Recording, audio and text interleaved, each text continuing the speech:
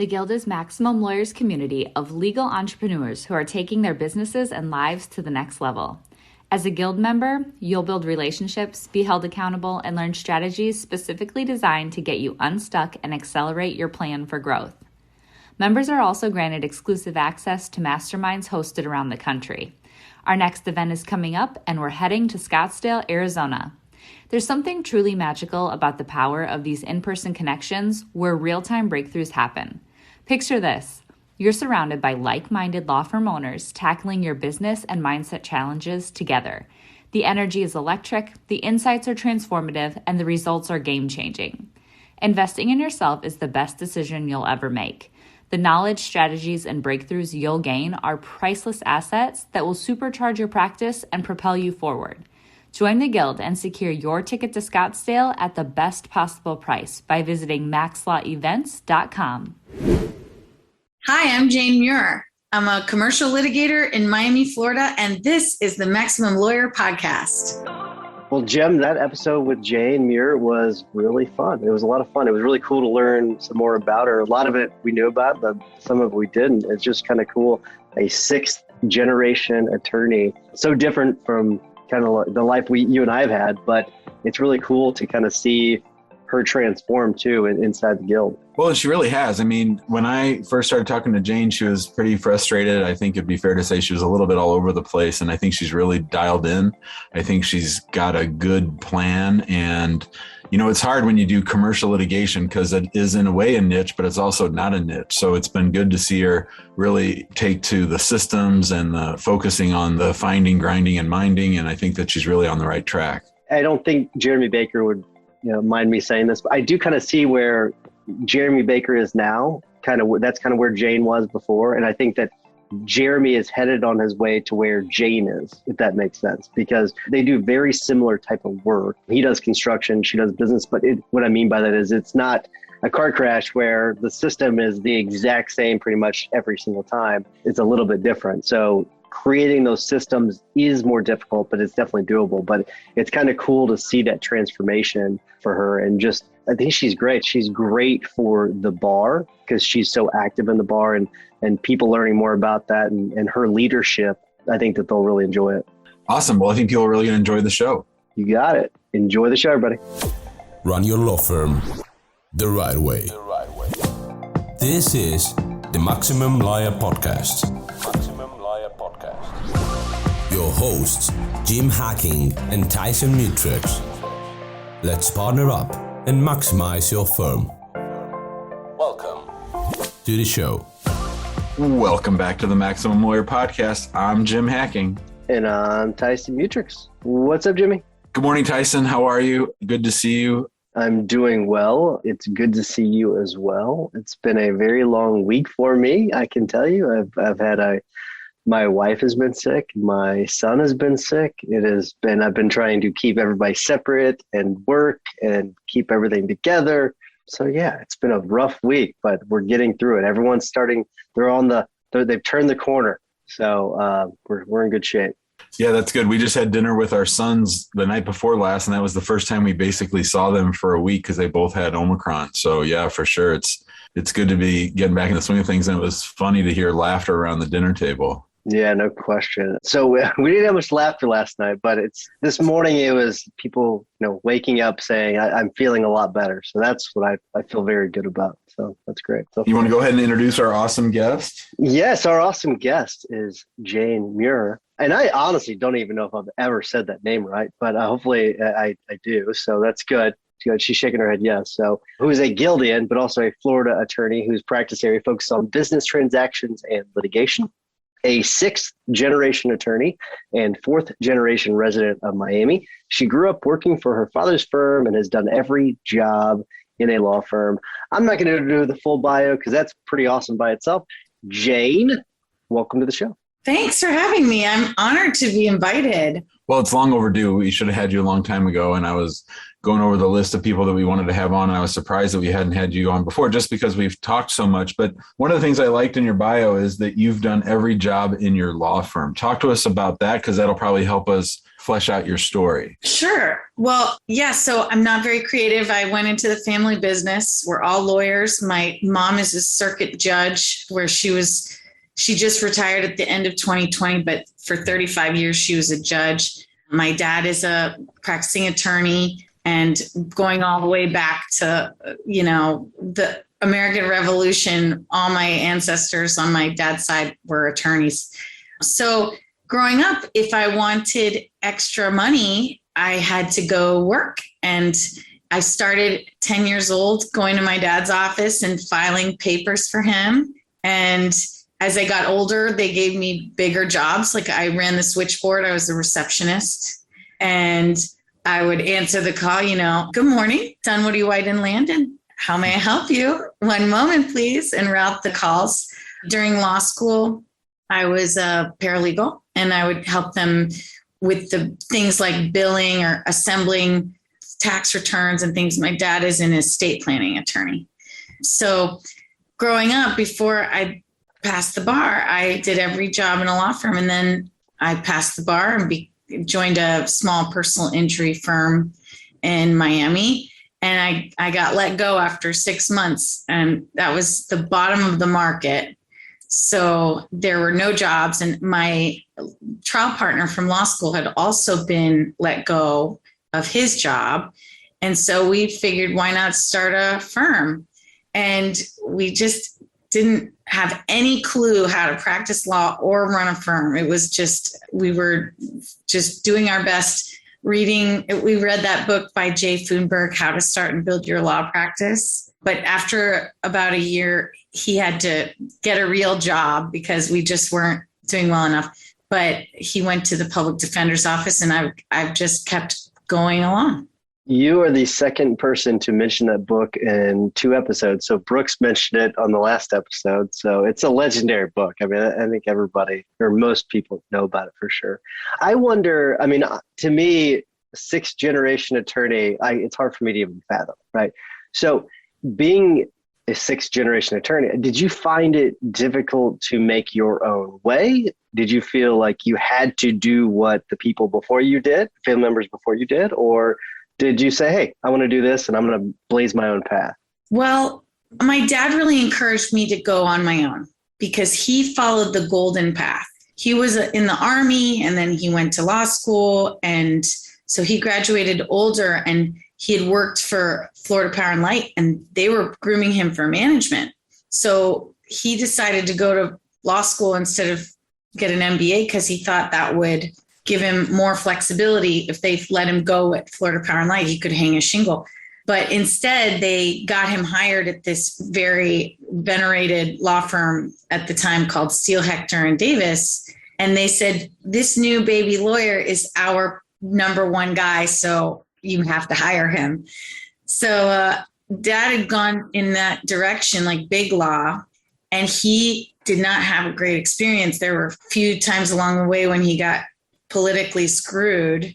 And he just thought, it's better to have your own practice where you have the control and you have the flexibility and you can bring in your own clients and run your own practice. So he really encouraged me in this direction because I was really scared at the beginning. Like, I didn't think I was going to make it. I had maybe 3 clients, and I would tell myself, okay, Jane, you can watch 1 episode of Sex and the City, and then you have to go figure out what to do for this client. And it was like an anxiety thing. I was like, they're going to come and take my bar card any second. But, I got tougher. I think it's like a muscle, that the risk tolerance that you have to be a lawyer with your own firm is you just get stronger, and like little by little things kind of level out. You start to feel the flow of how money comes in. Like, I know that January is usually slow, and like the summer is usually slow, but then there peaks around, June and September typically. So you just start to feel stronger, more confident. And I think that my family's influence really made me focus primarily on being the best lawyer I could be. And I'm really just now starting to focus on being a better law firm owner. Well, I definitely want to hear about your law firm setup, and I know we've had a long history together, talking on the phone. I remember talking and walking and those kinds of things. But I did want to ask you one question. So, as a household of lawyers, my wife and I, as you know, practice together. We have kids, and they certainly know the names of all the immigration forms. They know about motions to dismiss. They know these things. I'm wondering, what advice do you have for us as lawyer parents? Like, what advice do you have for us about talking about the law, or about, like, what was it like to sit there growing up with your mom a judge and your dad in private practice? You know, they were very orderly.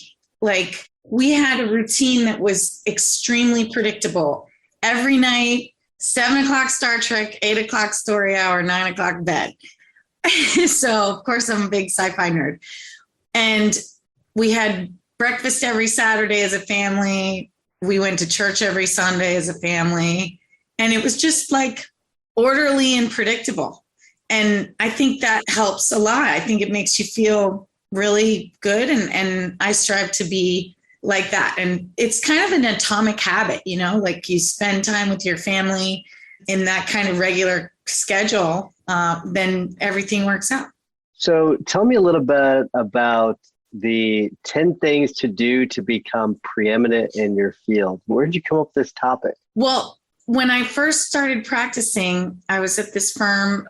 I wasn't very happy, and I was trying to get my head straight, because I felt like for the first time I didn't have an end in sight. Like, everything you do up until you finish law school, it's 3 years, 4 years, you know, high school's 4 years, college 4 years, law school's 3 years. And so even if you hate what you're doing, there's an end in sight, and you just have to kind of slog through. So I was feeling like not that psyched about my job. And I really was looking for something to help me face the future, which was a 50-year law career where I was going to just be doing the same damn thing for 50 years and no end in sight. So I was kind of blue about that.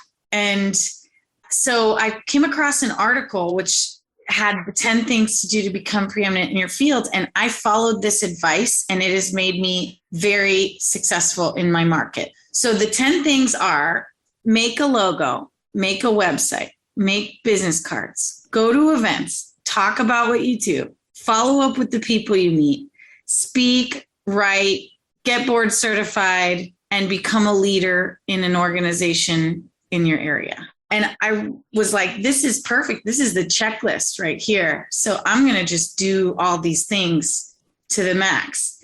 So that's what I did. And I've been published like dozens of times, and I've given dozens and dozens of lectures and seminars on all kinds of topics. Typically, I'll find something novel, like something that just changed, like the payroll protection loans. When they came out, I write an article about it, and I submit it to the local business newspaper, the Daily Business Review.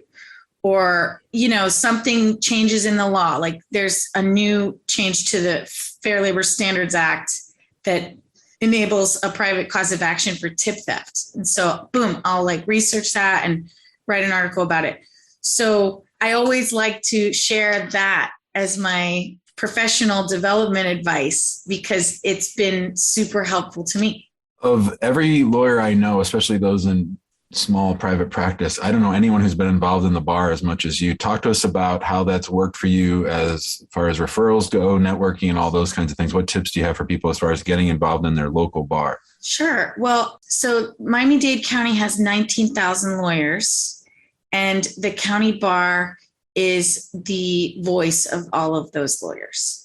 And I got involved with that because it was advice from my family, really. They said, you know, you need to meet other lawyers because they will be the ones that are asked about you by Martindale-Hubbell so you can get AV rated. And, you know, that's the granddaddy of all ratings and stuff like that. So they felt that that was a high priority. So I got involved in the county bar right out of law school, and I just threw myself in every committee that I was part of. Like I was on the newspaper committee. I overhauled the newspaper, redesign, changed the whole procedure so that you could upload your articles and not have to email them, and assigning out editorial jobs, things like that. And then I did the website, and then I did, so all these things in the county bar for me have been sort of like a sandbox to experiment with things I want to do in my firm. So it's tremendous for that purpose. It's been tremendous for corporate governance education.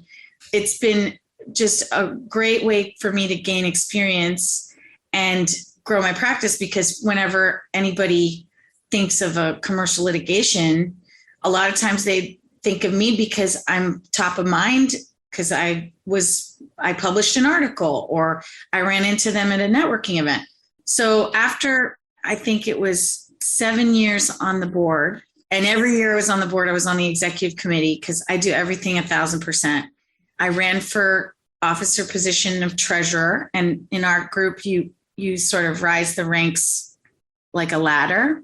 And every single election I ran for executive committee, for officer positions, I was always contested, because I think people think that I'm young and, maybe not that smart. And then I just destroy all my competition in elections because I really put the work in. And it's a lot like law firm marketing. You identify your target audience, which is voting members. And then you identify all the people who and you call them and ask them to vote for you and ask their friends to vote for you. And then another great tool I used was like email marketing, but you can't blast email 19,000 lawyers or else it's going to be spam. So I would divide up the list. I hired my stepdaughter to divide up the list of voters and divide them by firm. And then I called my best friend at every firm and asked them to email that list and gave them a templated email. So that kind of election experience is so valuable, and it does bring you business, because when you're talking to people asking them to vote for you, they also want to send you work, or they think of you and they have work to send. I think that's great, because I think a lot of times people wonder, is there an ROI on me getting involved with the bar and all these other things? So I think that's great to hear, and because it's not just about ROI, it's about giving back, and it's about supporting your bar and everything else. But so I want to ask you about, you're in a very competitive market in Miami, and especially with what you do, there's a lot of silk stocking firms that you're competing with. So I'm just curious, how do you differentiate yourself? Let's say that, a business meets with you versus someone else, or one of the silk stocking firms. Like, how do you set yourself apart? I mean, obviously you've done a lot with the bar and everything. That's great. But what is it that you say to these clients that convinces them to come over to you? It's a combination of value, client service, and care. And when I say value, the big firms, they're billing out at I think their associates bill at my rate, which is $400 an hour. And the average rate in our market is $225. So I'm above average, but I'm below big law. And I also don't waste time because I have so many cases. I can't afford to grind a file that doesn't require attention. I have to be really strategic about how we allocate our time and our resources. And that goes to the client's benefit because we're not building up a file. The average litigation for us earns about $40,000 in fees. And we always start with the calculus whenever we do an intake of how much is at stake. Is the defendant collectible? Do we have a basis for fees? So I basically try to talk the client out of litigation at the beginning. And then if they are really seriously prepared for the possibility that they would not prevail, but they still want to proceed and do the best that they can, then it's the client service component, which I give out my personal cell phone. I am constantly available. The people who are nervous Nellies, I hold their hand. I help them feel good. And then finally the results, I never lose. I mean, you can't say that because it's a guarantee and it's not ethical under the rules of professional conduct, but I either resolve cases favorably or, I don't pick fights I don't think I can win. And the kind of clients that are attracted to me are the people who want to do things by the book. They want to follow the rules. They want to be fair. They want to be reasonable, but they want to have a big stick, to be powerful in their disputes.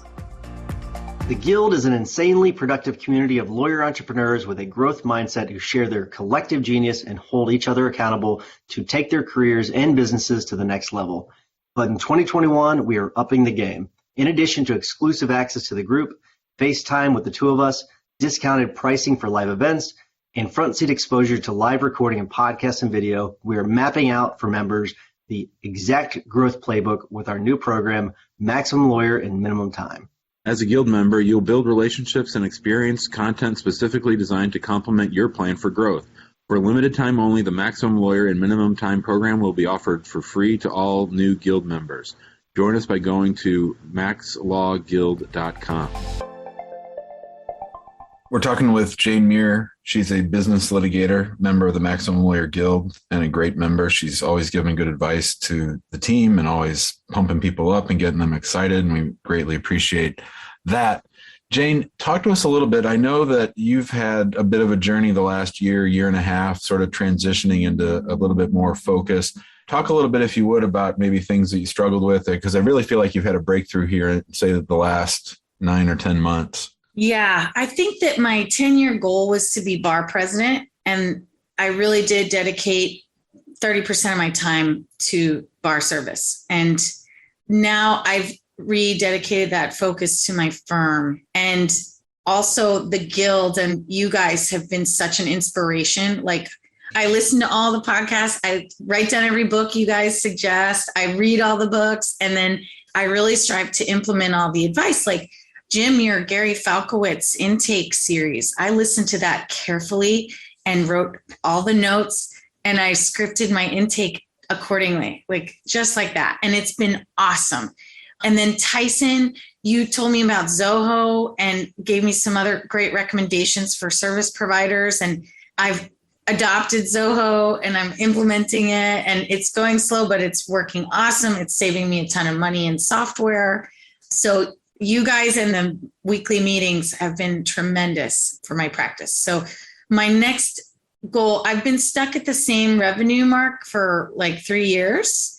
And I think that's partly COVID, but I also think it's my own refusal to delegate maybe. And so I'm really striving to take the advice, the Maximum Lawyer Minimum Time advice, and, amplify the clients that I'm getting, focus on the leverage activities. Like Jim, you told me this like over a year ago. I needed to be focusing on the activities that had better leverage. And your speech at the Max Law Con on leveraging, like the difference between an asylum case and a citizenship case in hours that you would dedicate, that really crystallized it for me. So I'm striving to build things that will enable that kind of leverage, like a course on how to start a business in Miami and things like that, so that I can have different work. And they call it ELF activities, like easy, lucrative, and fun, on the I Love Marketing podcast. So I'm working on ELF activities. It's funny. I've not listened to an I Love Marketing episode in a while. You said ELF. I was like, oh man, I haven't listened to I Love Marketing because I don't know if that's a I Love Marketing term, but that's where I've heard it the most is through there. So easy, lucrative, and fun. So I know we're going to maybe run a little bit long on time, but I want to ask you about that. You said you're stuck, and I want to see if maybe we can ask a couple questions to kind of dig a little deeper on that. When you said your rate compared to other firms, and you're definitely above the market, and that's a differentiator, but I wonder if an easy way of raising your revenue is just by tweaking and increasing your actual hourly rate a little bit. And when's the last time you've adjusted your rate? Last year. Okay. Last year.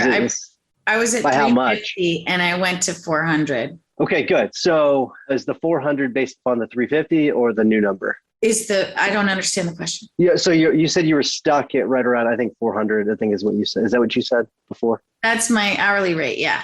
Yeah. Okay. Have you seen a significant uptick in your revenue since you changed your rate? No, it's been pretty much the same. But what I think is the issue is my own capacity. So I can only generate so much work out the door, and we bill hours. So if I have to divide my time between running the firm and marketing the firm and rainmaking, like they say that there's finders, grinders, and minders in the law, right?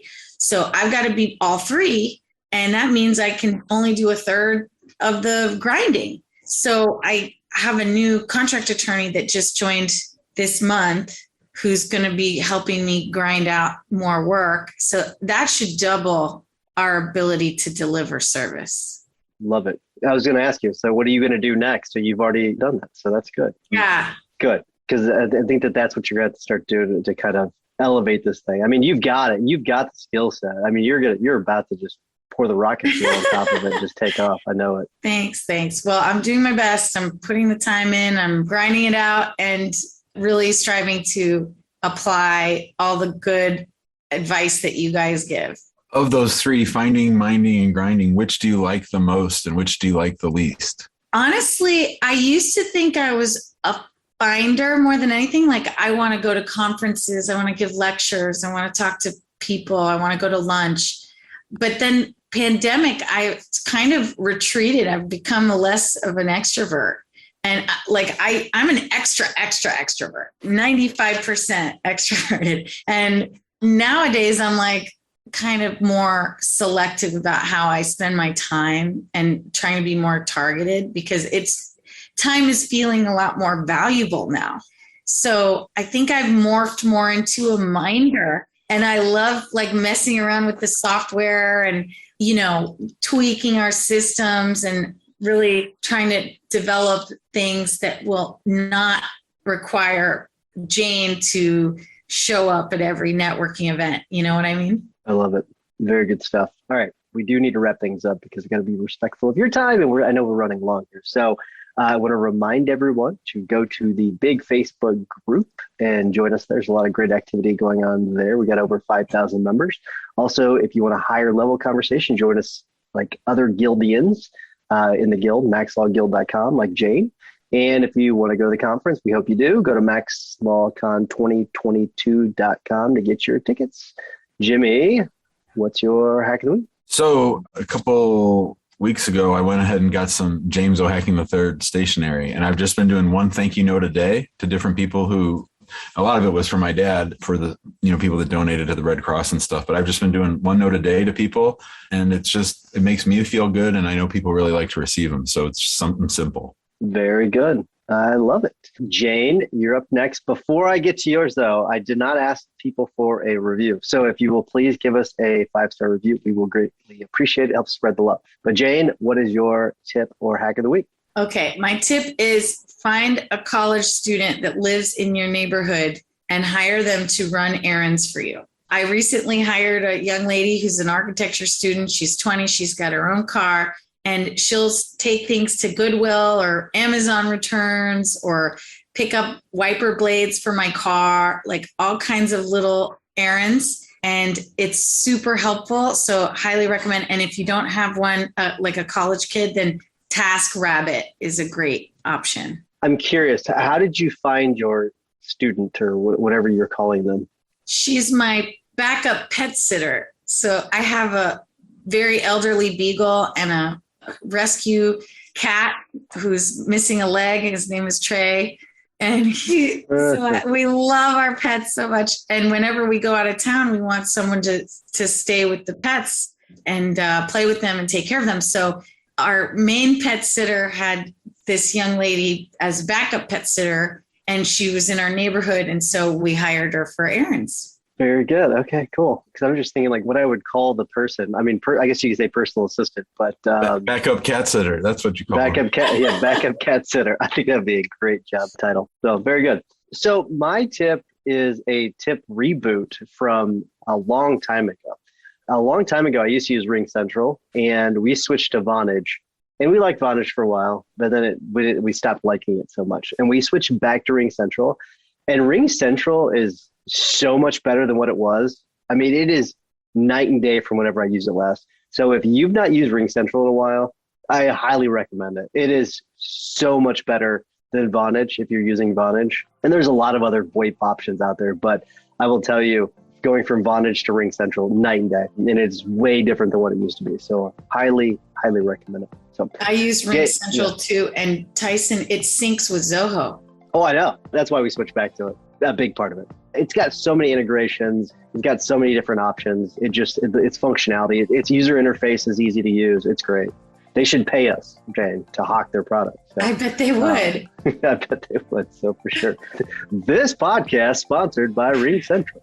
But Jane, thank you so much for coming on. A lot of fun. I wish we could spend more time with you, but thank you so much. Thanks for having me. Thanks, Jane. Thanks for listening to the Maximum Lawyer Podcast.